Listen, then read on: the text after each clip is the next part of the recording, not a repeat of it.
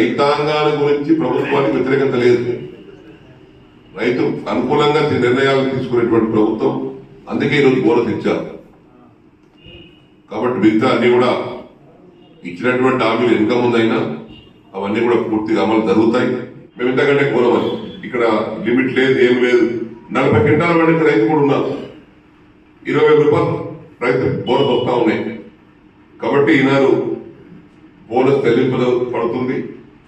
కనీస మద్దతు ధర కూడా చెల్లింపు జరుగుతూ ఉంది. ఇవన్నీ జరుగుతూ ఉంటే హర్షించాల్సింది పోయి నోరుంది కదా అని విమర్శించడం అనేది ఇది కరెక్ట్ కాదు, పద్ధతి కాదు. కాబట్టి ఈనాడు ప్రభుత్వానికి నేను ఒక రైతుగా ఈ చేసినటువంటి సహాయానికి, ఇచ్చినటువంటి బోనస్ కి రాష్ట్ర ప్రభుత్వానికి రైతాంగం తరఫున హృదయపూర్వకంగా ధన్యవాదాలు.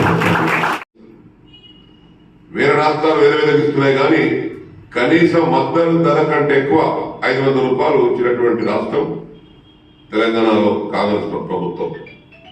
ఇన్నేళ్ల చరిత్రలో రైతుకు కనీస మద్దతు ధరతో పాటు 500 రూపాయలు బోనస్ ఇచ్చినటువంటి మొదటి ప్రభుత్వం కూడా ఈ కాంగ్రెస్ ప్రభుత్వం. ఇంతేకాకుండా డబ్బులు వస్తాయా, బోనస్ వస్తుందా? ఎస్, డబ్బులు వస్తున్నాయి, బోనస్ వస్తుంది.